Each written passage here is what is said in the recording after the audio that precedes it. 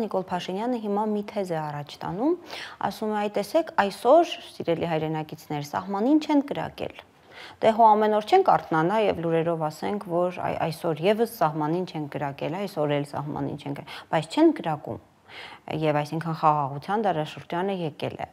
Մյուս կողմից Ալիևը շարունակում է իր ռետորաբանությունը սրել ու սրել։ Հիմա արդեն Սևանին Գյոչա է ասում, բոլոր տեղանունները հայկական, այնտեղ սկսում են ներկայացնել ադրբեջանական ձևով։ Խաղաղության միֆ լինելն է ցույց տալիս այդ հայտարարությունները Ալիևի, թե այնուամենայնիվ իրոք եկել է խաղաղությունը եւ մենք հրաժարվում ենք տեսնել։ Դուք հավատում եք այս խաղաղությանը։ Չեն կրակում եք պատճառով։ Ինչ ուզում է առանց կրակելու տալիս ես։ Համար չի կրակում։ Ես չեմ հավատում որևէ խաղաղության, որը ամրագրված չի երաշխիքային ինչ որ մեխանիզմներով։ Չկա այսօր։ Ես կրկնեմ այն միտքը, որը վերջերս ասել եմ մամուլի ասուլիսի ժամանակ։ Այս խաղաղությունը ամբողջությամբ կախված է մեկ մարդու կամքից։ Կուզի այդ խաղաղությունը կլինի, հիմա ուզի խաղաղությունը չլինի, չի լինելու։ Դա Ալիևն է, Ադրբեջանի նախագահը։ Դա խաղաղություն չի։ Հիմա մեր առաջարկը, որ այո, այս խաղաղությունը պետք է, բոլորը ձգտում են խաղաղության, բայց այդ խաղաղությունը պետք է ունենա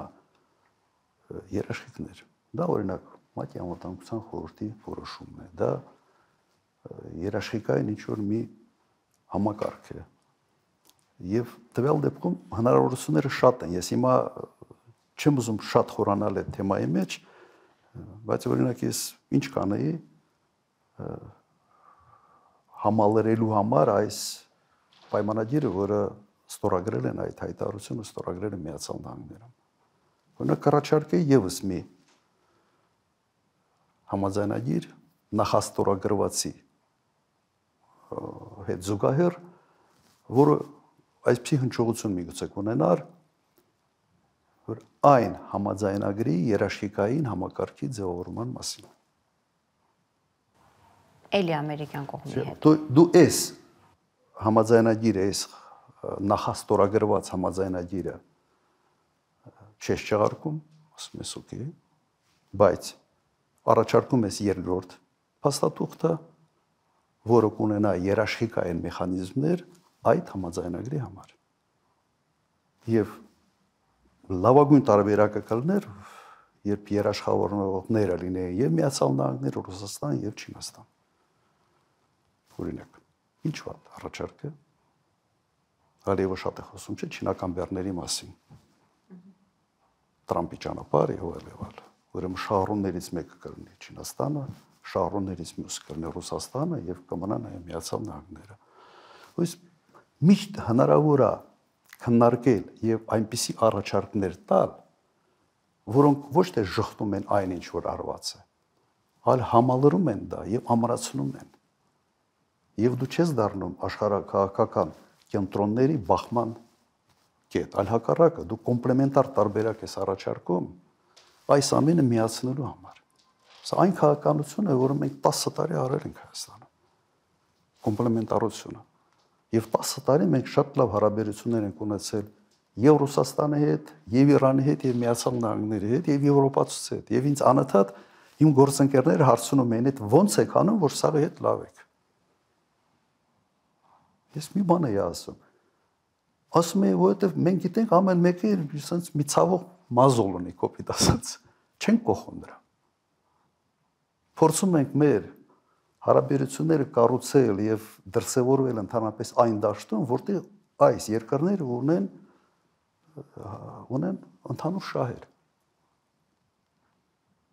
Հիմա այս կոնկրետ եւս մի առաջարկ, ես Տրամպի ճանապարհի վրա մի առաջարկ տվել էի, չէ՞։ Մասշտաբը մեծացնել պրոյեկտին, որից բոլորը կշահեն։ Եվ դու հակասությունների դաշտից կմտնես հակառակը, համագործակցության դաշտ, ավելի լայն։ Հիմա եւս առաջարկ։ Քանի որ այս հայտարարությունը չունի որևէ երաշխիքային համակարգ, Ստորագրել եւս մեկ։ Ստորագրել սրա հետ զուգահեռ եւս մեկ փաստաթուղթ, որը կունենա այդ երաշխիքային համակարգ։ եւ փորձել, բանակցել, ներգրավել այդ երաշիկային համակարգի մեջ աշխարհի 3 այսօրվա գոյություն ունեցող աշխարհաքաղաքական կենտրոնների երկրներ, այս Միացյալ Նահանգներ, Ռուսաստան եւ Չինաստան։ Ինչ պատահ, բանակցեք, հնարավոր է դրան հասնել, համոզված եմ հնարավոր է։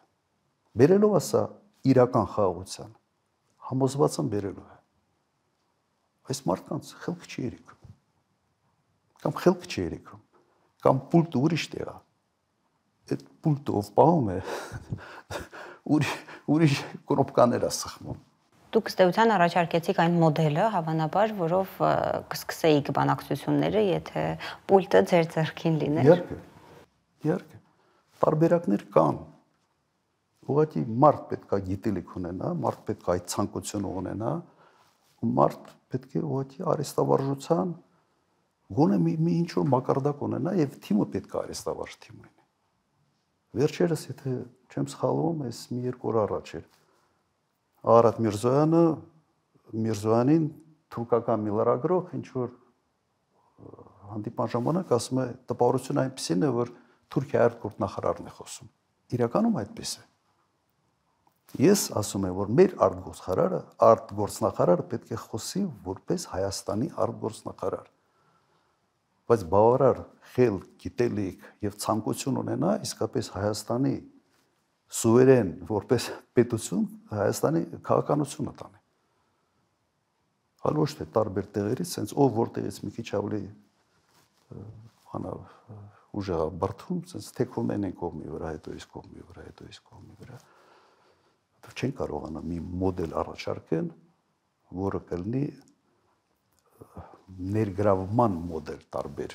պետությունների։ Իսկ դրա համար պետք է իրենց ընդհանուր շահերը փորձես միտեղ կենտրոնացնել եւ այդ դաշտում խաղալ, այլ ոչ թե դուրս գալ հակասությունների դաշտ։